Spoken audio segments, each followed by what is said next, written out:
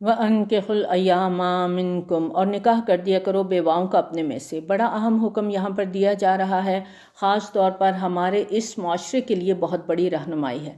ہم ہندوانہ رسم و رواج کے زیر اثر ہیں، تو اس کی وجہ سے بیوہ کا نکاح کرنا ہمارے معاشرے کے اندر معیوب اور ناپسندیدہ سمجھا جاتا ہے، اور کوئی بھی شخص خوشی سے اس کا نکاح نہیں کرتا۔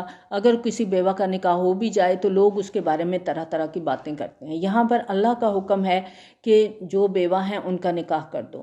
وَالصَّالِحِينَ مِنْ عِبَادِكُمْ وَإِمَائِكُمْ، اور تمہارے غلاموں اور باندیوں میں سے جو ذی صلاحیت ہوں، یعنی تمہارے غلاموں اور باندیوں میں سے جو سمجھدار ہیں، ان کے کردار کے بارے میں تمہیں اعتماد ہے، تو آپس میں ان کے نکاح کر دو۔ غلاموں اور کنیزوں کے نکاح ان کے آقاؤں کی اجازت سے ہوں گے، اور جب کسی کنیز کا نکاح ہو جائے گا تو اب آقا کو اس کے ساتھ تمتع کی اجازت نہیں ہوگی۔ وَإِن يَكُونُوا فُقَرَاءَ يُغْنِهِمُ اللَّهُ مِن فَضْلِهِ، اور اگر وہ تنگ دست ہوں گے تو اللہ اپنے فضل سے غنی کر دے گا۔ یہ اندیشہ نہیں ہونا چاہیے کہ مہر وغیرہ کی ادا کرنے کی استطاعت نہیں ہے تو نکاح کیسے کریں۔ وَاللَّهُ وَاسِعٌ عَلِيمٌ، اللہ بہت وسعت والا، سب کچھ جاننے والا ہے، اللہ کشادگی والا ہے، اپنے بندوں کے احوال سے بخوبی واقف ہے۔ اور یہاں پر یہ مفہوم بھی نکلتا ہے کہ کوئی انسان اپنی تنگ دستی کو نکاح کے راستے کی رکاوٹ نہ سمجھے۔ اسے امید رکھنی چاہیے کہ اس کی بیوی اپنی قسمت، اپنا رزق اپنے ساتھ لے کر آئے گی، اور یہ کہ نکاح کے بعد اللہ تعالیٰ اپنے فضل خاص سے اس کے لیے رزق کا کوئی نیا دروازہ کھول دے گا۔ وَلْيَسْتَعْفِفِ الَّذِينَ لَا يَجِدُونَ نِكَاحًا، اور خود کو بچائے رکھیں وہ لوگ جو نکاح کی قدرت نہ پائیں۔ جو لوگ نکاح کرنے کی بالکل استطاعت نہیں رکھتے، یعنی نہ مہر ادا کرنے کے لیے کچھ ہے ان کے پاس، نہ ہی نان نفقہ کے لیے کوئی ذریعہ معاش ہے، نہ سر چھپانے کے لیے کوئی چھت کا بندوبست ہے، تو ایسے لوگوں کو چاہیے کہ جب تک وہ اس قابل نہیں ہو جاتے وہ اپنی عفت عصمت کی حفاظت کریں اور اپنی خواہشات کو قابو میں رکھیں۔ حتیٰ یغنیہم اللہ من فضلہ، یہاں تک کہ اللہ اپنے فضل سے انہیں غنی کر دے۔ والذین یبتغون الکتاب مما ملکت ایمانکم، اور جو مکاتبت کرنا چاہیں تمہارے مملوکوں میں سے، یعنی آقا اور غلام کے درمیان آزادی کے معاہدے کو مکاتبت کہا جاتا ہے۔ یہ معاہدہ غلام کی خواہش پر ہوگا اور آقا کی رضامندی سے طے ہوگا کہ آقا اگر اپنے غلام کو آزاد کر دے، ایک مقررہ مدت تک طے شدہ رقم غلام کو اپنے آقا کو معاوضے کے طور پر ادا کرنی ہوگی۔ یہ باقاعدہ لکھا پڑھی کر کے اس کو کیا جائے گا۔ فَقَاتِبُوهُمْ إِنْ عَلِمْتُمْ فِيهِمْ خَيْرًا، تو ان سے مکاتبت کر لیا کرو اگر تم سمجھو کہ ان میں بھلائی ہے، یعنی اگر تم میں سے کسی کو اپنے غلام پر اعتماد ہے کہ وہ اپنا معاہدہ پورا کرے گا، بھاگنے کی کوشش نہیں کرے گا، اور وہ معاہدہ کرنا چاہتا ہے، تو آقا کے لیے ضروری ہے کہ وہ ایسا معاہدہ کرے۔ اور اس حکم سے یہ بھی ظاہر ہوتا ہے کہ قرآن نے ہر اس اقدام کی حوصلہ افزائی کی اور ہر وہ راستہ کھولنے کا اہتمام کیا جس سے تدریجاً غلاموں کو آزادی میسر آئے اور غلامی کا خاتمہ ہو سکے۔ وَآتُوهُم مِّن مَّالِ اللَّهِ الَّذِي آتَاكُمْ، اور ان کو اس مال میں سے دو جو اللہ نے تمہیں دیا ہے، یعنی جن غلاموں نے مکاتبت کی ہے کہ تم لوگ اللہ کے دیے ہوئے مال میں سے ان کی زیادہ سے زیادہ مالی مدد کرو تاکہ جلد سے جلد وہ مقررہ رقم ادا کر کے خود کو آزاد کرا سکیں۔ وَلَا تُكْرِهُوا فَتَيَاتِكُمْ عَلَى الْبِغَاءِ إِنْ أَرَدْنَا تَحَصُّنًا، اور اپنی باندیوں کو بدکاری پر مجبور نہ کیا کرو جبکہ وہ خود پاک دامن رہنا چاہتی ہیں۔ ان اردنا تحصنا یہاں پر آیا ہے، یعنی کہ وہ خود پاک دامن رہنا چاہتی ہیں۔ عربوں کے ہاں یہ رواج تھا کہ وہ اپنی باندیوں سے پیشہ کرواتے تھے اور اس سے حاصل ہونے والی کمائی خود کھاتے تھے۔ چنانچہ اس حکم سے زمانہ جاہلیت کی اس شرمناک روایت کو بھی ختم کر دیا گیا کہ اگر اپنی باندیوں کو بدکاری پر مجبور نہ کرو جبکہ وہ خود پاک دامن رہنا چاہتی ہیں، لِتَبْتَغُوا عَرَضَ الْحَيَاةِ الدُّنْيَا، کہ تاکہ تم حاصل کرو دنیا کی زندگی کا سامان۔ یعنی کہ عربوں کے ہاں یہ رواج تھا کہ وہ ان سے پیشہ گیری کا کام کرواتے تھے اور ان کی جو آمدنی ہوتی تھی وہ اپنے پاس رکھتے تھے۔ پھر ان کے ہاں ایک اور رواج بھی تھا کہ اپنے باپ کی بیواؤں یعنی سوتیلی ماؤں سے بھی نکاح کر لیتے تھے۔ تو اس قبیح رسم کے خاتمے کا سورہ نساء کی آیت نمبر 22 میں ذکر کیا گیا، یعنی اسلام سے پہلے عرب معاشرے میں جو معاشرتی برائیاں تھیں ایک ایک کر کے ان کی اصلاح کر دی گئی۔ اب یہاں پر آقا کو منع کر دیا گیا کہ اگر اس کی لونڈی بدکاری نہیں کرنا چاہتی تو تم اس کے ساتھ زبردستی نہیں کرو گے۔ وَمَن يُكْرِهْهُنَّ فَإِنَّ اللَّهَ مِن بَعْدِ إِكْرَاهِهِنَّ غَفُورٌ رَحِيمٌ، اور اگر کوئی انہیں مجبور کرے گا تو یقیناً اللہ ان کے جبر کے بعد بہت بخشنے والا، بہت رحم کرنے والا ہے۔ یعنی اگر کوئی اپنی باندی کو بدکاری پہ مجبور کرے گا اور باندی کی مرضی اس میں شامل نہیں ہے، وہ یہ کام کرنا نہیں چاہتی، تو اللہ تعالیٰ اس کی مجبوری کی وجہ سے اس باندی کے گناہ کو معاف کر دے گا، اور اس گناہ کا وبال اس شخص پر ہوگا جس نے اسے اس کام کے لیے مجبور کیا ہے۔ وَلَقَدْ أَنزَلْنَا إِلَيْكُمْ آيَاتٍ مُبَيِّنَاتٍ وَمَثَلًا مِّنَ الَّذِينَ خَلَوْا مِن قَبْلِكُمْ وَمَوْعِظَةً لِّلْمُتَّقِينَ، اور ہم نے نازل کر دی تمہاری طرف روشن آیات، ان لوگوں کے احوال بھی جو تم سے پہلے تھے، اور اہل تقویٰ کے لیے نصیحت بھی۔ یعنی جو لوگ تم سے پہلے ہو گزرے ہیں، جو انہوں نے غلط عقائد گھڑے ہوئے تھے، ان کے اندر جو معاشرتی برائیاں پائی جاتی تھیں، ہم نے سب کی نشاندہی اس کتاب کے اندر کر دی ہے، اور اس سے نصیحت کون لیتے ہیں؟ اہل تقویٰ، جن کے اندر اللہ کا تقویٰ ہے وہی اس سے نصیحت حاصل کرتے ہیں۔ یہ جو آیت نمبر 35 ہم پڑھنے جا رہے ہیں، یہ قرآن مجید کی عظیم ترین آیات میں سے ہے، اور آگے جو آیات آ رہی ہیں ایمان کے حوالے سے انسانوں کی 3 اقسام زیر بحث آئی ہیں۔ اس سے پہلے سورۃ بقرہ کے آغاز میں بھی دعوت حق کے رد عمل کے حوالے سے ہم 3 قسم کے انسانوں کا ذکر پڑھ چکے ہیں۔ اصل میں جو دین کی دعوت اور اسلامی تحریک ہے، اس کے جواب میں کسی بھی معاشرے کے اندر عام طور پر 3 طرح کا رد عمل سامنے آتا ہے۔ کچھ لوگ تو نتائج کی پرواہ کیے بغیر اس دعوت پر دل و جان سے لبیک کہتے ہیں، پھر اپنے عمل سے اپنے ایمان اور دعویٰ کی سچائی کا ثبوت بھی دکھاتے ہیں۔ ان کے مقابلے میں کچھ لوگ دوسری انتہا پہ ہوتے ہیں، جو تعصب، حسد، ضد اور تکبر کی وجہ سے انکار اور مخالفت پہ کمر کس لیتے ہیں اور آخر دم تک ڈٹے رہتے ہیں۔ اس کے علاوہ معاشرے میں ایک تیسری قسم کے لوگ بھی ہیں۔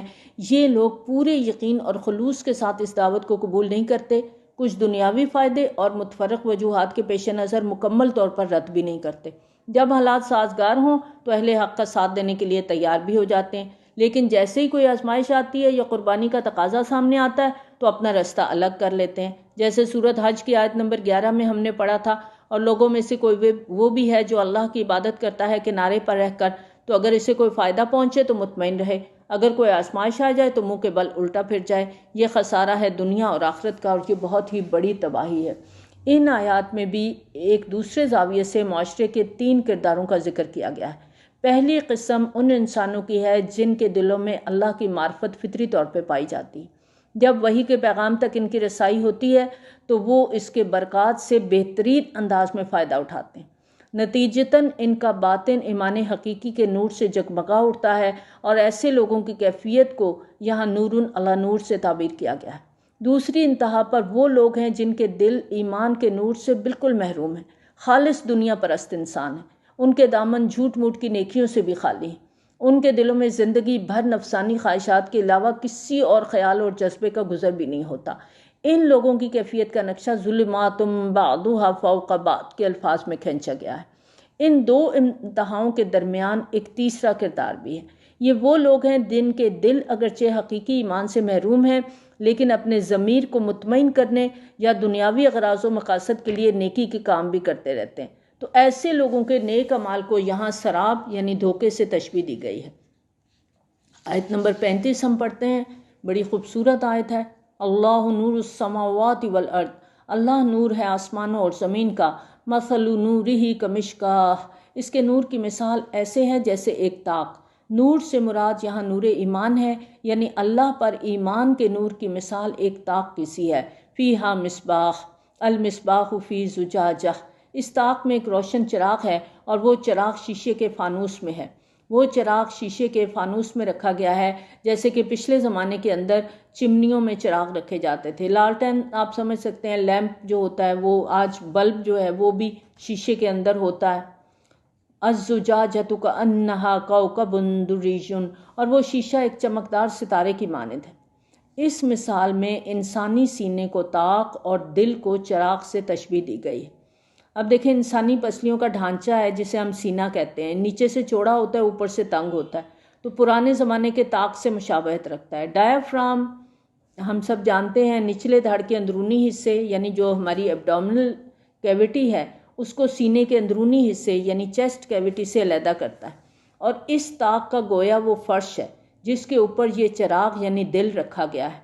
یہ دل ایک بندہ مومن کا دل ہے جو نور ایمان سے جگمگا رہا، اور یہ نور ایمان مجموعہ ہے نور فطرت کا، نور وحی کا، جو اس کے اندر پہلے سے موجود تھا۔ یوقد من شجرۃ مبارکۃ زیتونۃ لا شرقیۃ ولا غربیہ، اور وہ چراغ جلایا جاتا ہے زیتون کے ایک مبارک درخت سے جو نہ شرقی ہے نہ غربی ہے۔ کسی بھی درخت پر جس سمت سے دھوپ پڑتی ہو اسی سمت کے حوالے سے وہ شرقی یا غربی کہلاتا ہے۔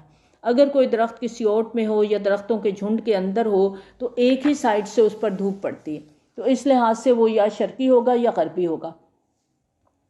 یہاں پر ایک مثالی درخت کی مثال دی جا رہی ہے جو نہ شرقی ہے نہ غربی ہے، نہ کسی اوٹ میں ہے نہ درختوں کے جھنڈ میں ہے، بلکہ کھلے میدان میں بالکل اکیلا کھڑا ہے۔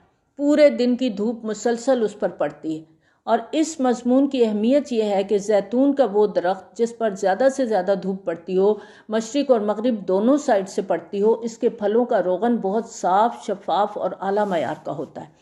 یکاد زیتها یضیء ولو لم تمسسہ نار، قریب ہے کہ اس کا روغن خود بخود روشن ہو جائے چاہے اسے آگ نے بھی چھوا بھی نہ ہو، یعنی آگ کے چھوئے بغیر بھی وہ بھڑک اٹھنے کو تیار ہے۔ نور علی نور، روشنی پر روشنی، یعنی جب اسے آگ دکھائی جائے تو وہ بھڑک اٹھتا ہے، نور علی نور کی کیفیت پیدا ہو جاتی ہے۔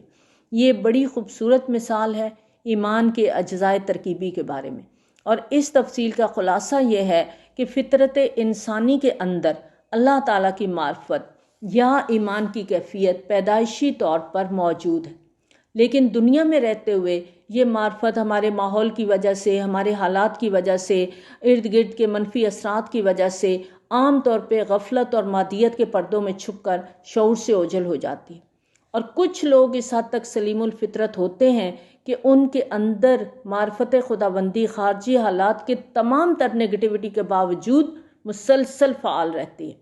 تو فطری معرفت کی اس روشنی کے بعد انسانی ہدایت کا دوسرا بڑا ذریعہ وحی الہی ہے، اور وحی کے ذریعے سے حاصل ہونے والی ہدایت بنیادی طور پر انسانی فطرت کے اندر پہلے سے موجود جو غیر فعال یا خوابیدہ ایمان ہے وہ معرفت خداوندی کو بیدار اور فعال کرنے میں مدد دیتی ہے۔ چنانچہ جب اللہ کی آیات لوگوں تک پہنچتی ہیں تو ہر انسان کا رد عمل اس کی فطرت کے مطابق ہوتا ہے۔ اگر کسی انسان کی فطرت میں تکدر ہے تو وحی کے اس پیغام پر وہ فوری طور پہ متوجہ نہیں ہوتا۔ ایسے شخص کی فطرت کی کثافت کو دور کرنے اور فطری طور پر جو اس کے اندر معرفت خداوندی ہے اس کو غفلت کے پردوں سے نکال کر شعور کی سطح پر لانے کے لیے وقت بھی درکار ہے، محنت کی بھی ضرورت ہے۔ دوسری طرف ایک ایسا شخص جو فطرت پر ہے وہ وحی کے پیغام کو پہچاننے میں ایک لمحہ بھی تاخیر نہیں کرتا، کیونکہ فطری معرفت اس کے اندر پہلے سے شعوری سطح پر موجود ہے۔ تو نور وحی جو ہی اس کے سامنے آتا ہے اس کے دل کا آئینہ جگمگا اٹھتا ہے، وہ فوراً اس پیغام کی تصدیق کر دیتا ہے۔ تو ایسے لوگ پیغام وحی کی فوری تصدیق کی وجہ سے صدیقین کہلائے۔ اس حوالے سے نبی صلی اللہ علیہ وآلہ وسلم کا یہ فرمان بھی ہمارے ذہن میں تازہ ہونا چاہیے کہ میں نے جس کسی کو بھی ایمان کی دعوت دی اس نے کچھ نہ کچھ توقف ضرور کیا، سوائے ابو بکر رضی اللہ تعالیٰ عنہ کے جنہوں نے ایک لمحے کا توقف بھی نہیں کیا، تو اسی لیے آپ صدیق کہلائے۔ سورہ توبہ کی آیت نمبر 100 میں ہم نے ان خوش نصیب لوگوں کا خطاب پڑھا تھا، والسابقون الاولون۔ یہ وہ لوگ تھے جن کی فطرت کے آئینے غیر معمولی طور پہ شفاف تھے۔ دوسری طرف اسی ماحول میں کچھ ایسے لوگ بھی تھے جن کی فطرت کے تکدر کو دور کرنے کے لیے وقت اور محنت درکار تھا۔ ایسے لوگ بعد میں اپنی اپنی طبیعت کی کیفیت اور استطاعت کے مطابق سابقون اولون کی پیروی کرنے والوں کی صف میں شامل ہوتے رہے۔ ان لوگوں کا ذکر اسی آیت میں آتا ہے، والذین اتبعوہم بإحسان۔ یہ جو آیت ہم پڑھ رہے ہیں، آیت نمبر 35، اس میں جو مثال دی گئی ہے اس کو سمجھنے کے لیے تیل کی مختلف اقسام کے فرق کو سمجھنا بھی ضروری ہے۔ پرانے زمانے میں تیل کے دیے جلائے جاتے تھے، ہمارے ہاں عام طور پر سرسوں کا تیل چلایا جاتا تھا جب بجلی نہیں تھی، تو یہ زیادہ کثیف ہونے کی وجہ سے دیا سلائی دکھانے پر بھی آگ نہیں پکڑتا تھا، اسے کپڑے یا روئی کی بتی کی مدد سے جلایا جاتا تھا۔ اس کے مقابلے میں پیٹرول ایک تیل ہے جو جلنے کے لیے ہر وقت بیتاب ہے، چھوٹی سی چنگاری بھی قریب آ جائے تو بھڑک اٹھتا ہے۔ تو جلنے کے اعتبار سے جس طرح کڑوے تیل اور پیٹرول میں فرق ہے، اسی نوعیت کا فرق انسان کی طبیعتوں میں بھی ہے۔ اس مثال میں اعلیٰ قسم کے زیتون سے حاصل شدہ انتہائی شفاف تیل گویا صدیقین کی فطرت سلیمی ہے، جو وحی الہی کے نور سے نور علی نور کی کیفیت کو پانے کے لیے ہر وقت بیتاب ہے۔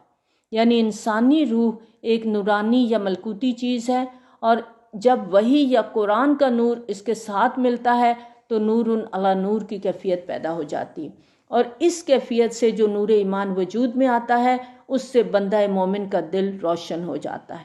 یہدی اللہ لنورہ من یشاء، اللہ ہدایت دیتا ہے اپنے نور کی جس کو وہ چاہتا ہے۔ یضرب اللہ الامثال للناس واللہ بکل شیء علیم، اور اللہ یہ مثالیں بیان کرتا ہے لوگوں کی رہنمائی کے لیے، جبکہ اللہ ہر چیز کا علم رکھنے والا ہے۔ یہ مثال لوگوں کو سمجھانے کے لیے بیان کی گئی ہے، کیونکہ انسانی ذہن ایسے لطیف حقائق کو براہ راست نہیں سمجھ سکتا۔ اب آئندہ جو آیات ہم پڑھنے جا رہے ہیں، ان لوگوں کے کردار اور عمل کی جھلک دکھائی گئی ہے جن کا دل نور ایمان سے منور ہو جاتا ہے۔ فی بیوت اذن اللہ ان ترفع ویذکر فیہا اسمہ، اس کے نور کی طرف ہدایت پانے والے ان گھروں میں پائے جاتے ہیں جن کے متعلق اللہ نے حکم دیا ہے کہ ان کو بلند کیا جائے اور ان میں اس کا نام لیا جائے۔ ان گھروں سے مراد مساجد ہیں، اور مساجد کو بلند کرنے کے دو معنی ہیں۔ ایک یہ کہ مساجد کی تعمیر اس انداز میں کی جائے، ایسی جگہوں پر کی جائے کہ پوری آبادی میں نمایاں اور مرکزی حیثیت ہو ان کی۔ دوسرے یہ کہ ان کو معنوی بلندی عطا کی جائے، یعنی ہر قسم کے شرک سے، ہر قسم کے تعصب سے اس کو پاک رکھا جائے۔ یسبح لہ فیہا بالغدو والآصال، وہ تسبیح کرتے ہیں اللہ کی ان مساجد میں صبح اور شام۔ یہ صاحب ایمان لوگ ہیں جن کے دلوں میں نور ایمان کی قندیلیں روشن ہو چکی ہیں، وہ اللہ کے گھروں میں صبح و شام اللہ کا ذکر کرتے ہیں، اللہ کی تسبیح کرتے ہیں۔ رجال لا تلہیہم تجارۃ ولا بیع عن ذکر اللہ واقام الصلاۃ وایتاء الزکاۃ، وہ جوان مرد جنہیں غافل نہیں کرتی کسی قسم کی کوئی تجارت یا خرید و فروخت اللہ کے ذکر سے، نماز قائم کرنے سے اور زکوٰۃ ادا کرنے سے۔ یخافون یوما تتقلب فیہ القلوب والابصار، اور اس سب کے باوجود بھی وہ لرزاں اور ترساں رہتے ہیں اس دن کے تصور سے جس دن الٹ جائیں گے دل اور نگاہیں۔ یعنی یہ کون لوگ ہیں؟ جن کے اندر نور آ گیا ہے، جو نور علی نور بن گئے ہیں، جو اللہ کے مومن بندے ہیں۔ دنیا کی کوئی مصروفیت انہیں اللہ کی یاد سے غافل نہیں کرتی۔ جب بھی اللہ کی پکار آتی ہے سارے کام چھوڑ کے دوڑ پڑتے ہیں، نیکی کا کوئی بھی موقع ملے فاستبقوا الخیرات، آگے آگے بڑھتے ہیں، اور پھر یہ اس دن سے ڈرتے ہیں، قیامت کے دن سے، جس دن ان کا حساب کتاب ہوگا، جس دن دل اور نگاہیں الٹ پلٹ کر دی جائیں گی۔ لیجزیہم اللہ احسن ما عملوا ویزیدہم من فضلہ، تاکہ اللہ انہیں بہترین جزا دے ان کے اعمال کی اور ان کو اپنے فضل سے مزید نوازے۔ واللہ یرزق من یشاء بغیر حساب، اور اللہ جس کو چاہتا ہے عطا کرتا ہے بغیر حساب کے۔ یہ تھی ایک مومن، ایک صادق دل اور اس کی کیفیت ایمان کے بارے میں مثال، اور اس کے کردار کی ایک جھلک کہ جب اس کے دل میں ایمان کا نور روشن ہو جاتا ہے تو پھر چراغ سے چراغ جلتے چلے جاتے ہیں، پھر نور علی نور کی کیفیت پیدا ہو جاتی ہے۔ اگلی دو آیات میں ان لوگوں کے اعمال کے بارے میں دو مثالیں بیان کی گئی ہیں جن کے دل ایمان حقیقی کی روشنی سے خالی ہیں، لیکن دل کی تسلی اور ضمیر کے اطمینان کے لیے نیکی کے مختلف کام بھی کرتے رہتے ہیں۔ ان مثالوں سے یہ بات پوری طرح واضح ہو جاتی ہے کہ ایسے لوگوں کی نیکیاں اللہ کے ہاں قابل قبول نہیں ہیں۔ ان آیات کو پڑھنے سے پہلے سورۃ بقرہ کی آیت نمبر 177، آیت بر، ان کو پھر سے ذرا ریکال کرتے ہیں۔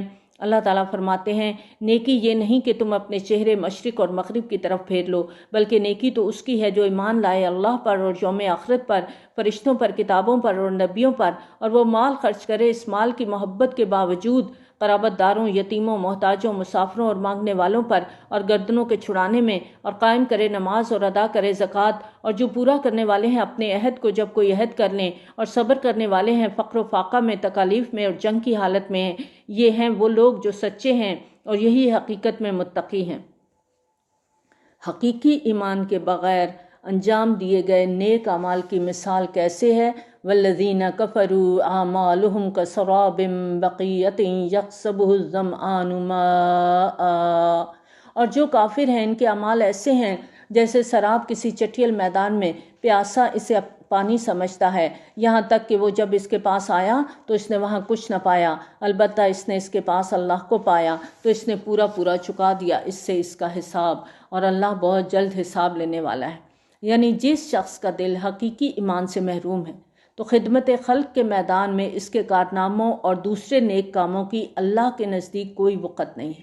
ایسی نیکیاں سراب ہیں، دھوکہ ہیں، بالکل ایسے جیسے صحرا میں پیاسا شخص ہے، چمکتی ہوئی ریت کو پانی سمجھتا ہے اور بھاگتا ہے اس کی طرف، لیکن جیسے جیسے آگے بڑھتا ہے وہ چمک آگے اور آگے ہوتی چلی جاتی ہے، گویا وہ ایک سراب کے پیچھے بھاگتا رہتا ہے۔ اسی طرح سے یہ لوگ بھی اپنے اعمال کو نیکیوں کا ڈھیر سمجھتے ہیں، لیکن جب حساب کتاب کا دن آئے گا تب ان پر اچانک یہ حقیقت کھلے گی کہ ان کا کوئی بھی عمل اللہ کے ہاں شرف قبولیت نہیں پا سکا۔ سورۃ ابراہیم کی آیت نمبر 18 میں ایسے لوگوں کے اعمال کو راکھ کے اس ڈھیر سے تشبیہ دی گئی ہے جو تیز آندھی کی زد میں ہو اور آندھی اسے اڑا کے ادھر ادھر بکھیر دے کہ اس کو اکٹھا کرنا ناممکن ہو جائے۔ اب اس سلسلے کی دوسری مثال ان لوگوں کے بارے میں ہے جن کی زندگیاں جھوٹ موٹ کی نیکیوں سے بھی خالی، ان کے باطن شہوات نفسی اور دنیا پرستی کی گندگی سے بھرے ہوئے ہیں۔ او کظلمات فی بحر اللجی یغشاہ موج من فوقہ موج من فوقہ سحاب، یا بہت گہرے سمندر میں اندھیروں کی مانند اسے ڈھانپ لیتی ہو ایک موج، اس کے اوپر ہو ایک اور موج اور اس کے اوپر ہو بادل۔ یعنی اندھیری رات ہے، آسمان بھی اندھیرا ہے، سمندر کی گہرائی میں موج در موج کی کیفیت ہے، اوپر فضا میں گہرے بادل چھائے ہوئے ہیں، گویا روشنی کی کسی ایک کرن کا بھی کہیں کوئی وجود نہیں ہے۔ ظلمات بعضها فوق بعض اذا اخرج یدہ لم یکد یراها، اندھیرے ہی اندھیرے ہیں ایک دوسرے کے اوپر، جب وہ اپنا ہاتھ نکالتا ہے تو اسے بھی نہیں دیکھ سکتا۔ یعنی ایبسولوٹ ڈارکنیس کی اس کیفیت کو اردو محاورے میں ہم کس طرح پڑھتے ہیں؟ ہاتھ کو ہاتھ سجھائی نہیں دیتا، یعنی جب اپنا بھی ہاتھ انسان کو نظر نہیں آتا۔ ایک فرانسیسی ایڈمرل اس آیت کو پڑھ کے مسلمان ہو گیا تھا، اس کی ساری عمر سمندروں میں گزری اور پانی کے نیچے جو ایبسولوٹ ڈارکنیس ہے اس کی کیفیت اس نے اپنی آنکھوں سے دیکھی تھی۔ اب یہ آیت پڑھ کر اسے تجسس ہوا کہ کیا نبی صلی اللہ علیہ وآلہ وسلم نے بحری سفر کیے تھے؟ جب اسے معلوم ہوا کہ نبی صلی اللہ علیہ وآلہ وسلم نے کبھی بھی کوئی بحری سفر نہیں کیا تو اس نے اعتراف کر لیا کہ یہ کسی انسان کا کلام نہیں ہے، یہ اللہ کا کلام ہے، کیونکہ ایسی تشبیہ صرف وہی شخص دے سکتا ہے جو سمندر میں غوطہ خوری کرتا ہے اور سمندر کی گہرائی میں اندھیروں کی کیفیت کو اپنی آنکھوں سے دیکھ چکا ہو۔ وَمَن لَّمْ يَجْعَلِ اللَّهُ لَهُ نُورًا فَمَا لَهُ مِن نُور، اور جس کو اللہ ہی نے کوئی نور عطا نہ کیا اس کے لیے کوئی نور نہیں ہے۔ یعنی وہ لوگ جن کی زندگیاں نیکیوں سے بالکل خالی ہیں ان کے لیے اندھیرے ہی اندھیرے ہیں۔ پہلے دنیا میں آنے سے پہلے ماں کے پیٹ کا اندھیرا تھا، پھر جب دنیا میں آیا تو گھر میں جہالت کا اندھیرا تھا، پھر معاشرے میں لا علمی کا اندھیرا، اور اسی اندھیرے میں چلتے چلتے قبر کا اندھیرا اس کا مقدر بن گیا۔ الم تر ان اللہ یسبح لہ من فی السماوات والارض، کیا تم دیکھتے نہیں کہ اللہ کی تسبیح کرتے ہیں جو کوئی آسمانوں میں اور زمین میں ہے؟ یعنی صرف آسمانوں اور زمین کی تمام مخلوقات اللہ کی تسبیح کرتی ہیں، بلکہ ان دونوں کے درمیان بھی جو مخلوق ہے وہ بھی اس میں شامل ہے، اور پروں کو پھیلائے ہوئے پرندے بھی، ہر ایک نے جان لی ہے اپنی نماز اور تسبیح، اور اللہ خوب جانتا ہے جو وہ کرتے ہیں، اور اللہ ہی کے لیے ہے آسمانوں اور زمین کی بادشاہی، اور اللہ ہی کی طرف لوٹ کر جانا ہے۔ کیا تم دیکھتے نہیں کہ اللہ ہانک کر لاتا ہے بادلوں کو، سمندر کے بخارات سے بادل بنتے ہیں اور ہواؤں کے دوش پر ہزاروں میل کا سفر طے کر کے کہیں کے کہیں پہنچ جاتے ہیں، پھر وہ انہیں آپس میں جوڑ دیتا ہے، پھر انہیں تہ بر تہ کر دیتا ہے۔ جو لوگ ہوائی سفر کا تجربہ حاصل کر چکے انہوں نے بادل کے تہ برتہ ہونے کا منظر اپنی آنکھوں سے یقیناً دیکھا ہے۔ ابر آلود موسم میں بعض اوقات ایسا ہوتا ہے کہ بادلوں کی ایک تہ میں سے جہاز اوپر چڑھتا ہے، اس کے بعد فضا صاف ہوتی ہے، پھر اوپر جا کے بادلوں کی ایک اور تہ آ جاتی ہے۔ اسی طرح متعدد تہیں ہو سکتی ہیں۔ أَلَمْ تَرَ أَنَّ اللَّهَ يُزْجِي سَحَابًا ثُمَّ يُؤَلِّفُ بَيْنَهُ ثُمَّ يَجْعَلُهُ رُكَامًا، پھر وہ انہیں جوڑ دیتا ہے، انہیں تہ برتہ کر دیتا ہے۔ فَتَرَى الْوَدْقَ يَخْرُجُ مِنْ خِلَالِهِ، اور تم دیکھتے ہو کہ بارش ان کے درمیان میں سے برستی ہے، اور اللہ آسمان سے اس کے اندر سے پہاڑوں سے اولے برساتا ہے۔ جب زمین پر اولے پوری شدت سے برستے ہیں تو ایسے لگتا ہے کہ آسمانوں میں اولوں کے پہاڑ بنے ہوئے ہیں۔ تو وہ پہنچاتا ہے ان اولوں کو جس پر وہ چاہتا ہے، اور ان کا رخ پھیر دیتا ہے جس سے چاہتا ہے۔ جس کھیتی کو کسی بھی وجہ سے برباد کرنا مقصود ہوتا ہے تو اللہ کی مشیت سے یہ اولے برستے ہیں اور وہ کھیتی تباہ ہو جاتی ہے، اور جس کھیتی کو وہ تباہ نہیں کرنا چاہتا اس کی طرف سے ان کا رخ پھیر دیتا ہے۔ یکاد سنا برقہ یذہب بالابصار، قریب ہے کہ اس کی بجلی کی کوند لوگوں کی نگاہوں کو اچک لے جائے۔ اللہ دلتا بدلتا رہتا ہے رات اور دن کو، یقیناً اس میں عبرت کا سامان ہے آنکھوں والوں کے لیے۔ اور اللہ نے بنایا ہے ہر جاندار کو پانی سے، تو ان میں سے کچھ ایسے ہیں جو اپنے پیٹ کے بل چلتے ہیں۔ ہر چیز کی پیدائش پانی سے ہوئی ہے، انسان بھی پانی کے ایک نطفے سے بنتا ہے۔ یہ وہ جاندار ہیں جو پانی سے بنتے ہیں اور پیٹ کے بل چلتے ہیں، جنہیں ہم ریپٹائلز کہتے ہیں۔ ان کی ٹانگیں نہیں ہوتی اور وہ رینگنے والے جانور ہوتے ہیں۔ وَمِنْهُمْ مَنْ يَمْشِي عَلَى رِجْلَيْنِ، اور کچھ وہ ہیں جو دو ٹانگوں پر چلتے ہیں۔ انسان بھی اسی مخلوق میں شامل ہے، اور انسانوں کے علاوہ پرندے، بنمانس، گوریلے، یہ بھی دو ٹانگوں پر چلتے ہیں، اور بہت سی اور بھی مخلوق ہے جو دو ٹانگوں پر چلتی ہے۔ وَمِنْهُمْ مَنْ يَمْشِي عَلَى أَرْبَعٍ، اور ان میں سے کچھ ایسے ہیں جو چار ٹانگوں پر چلتے ہیں۔ زمینی حیوانات میں چار ٹانگوں والوں کی تعداد سب سے زیادہ ہے۔